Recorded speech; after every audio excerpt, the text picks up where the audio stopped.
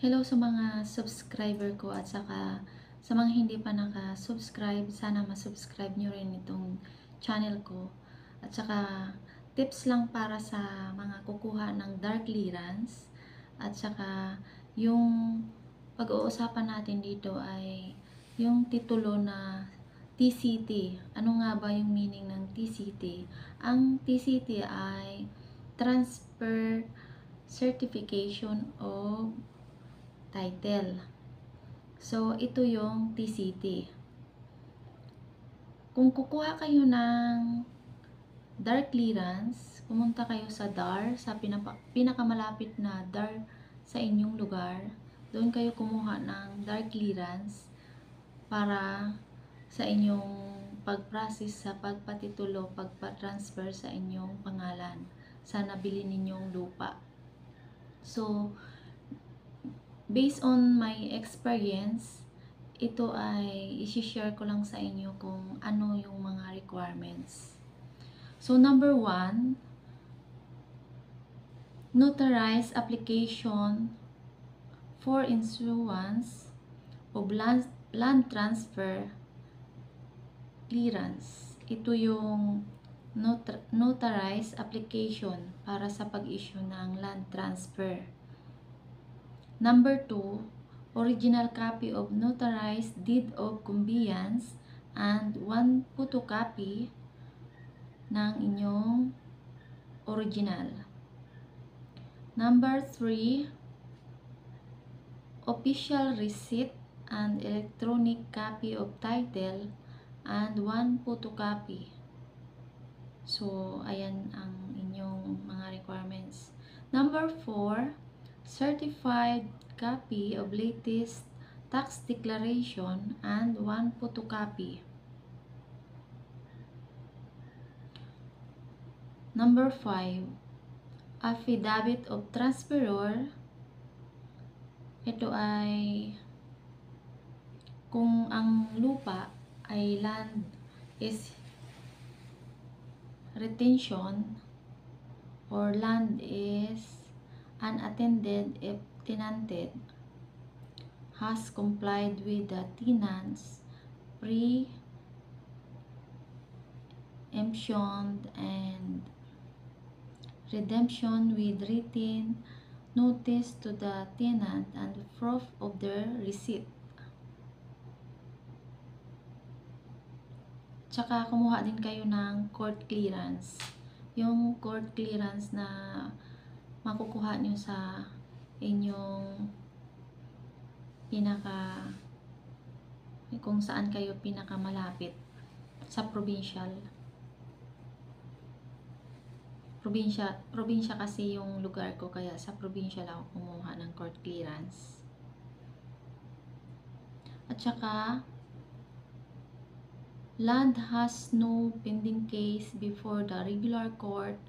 So magpagawa kayo ng darab para to sa attorney ipa notaryo.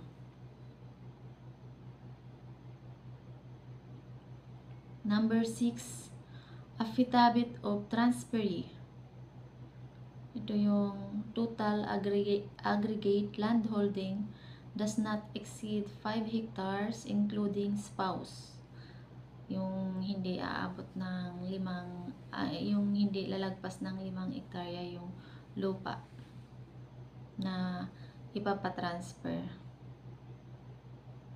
Saka ito ay kumuha kayo ng land holding sa munisipyo ng inyong lugar.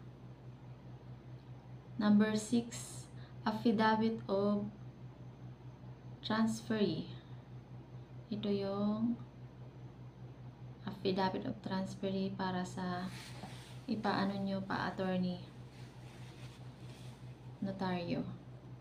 Number 7, municipal and provincial certification as to total agricultural landholding of transferor, transferee, and their spouse.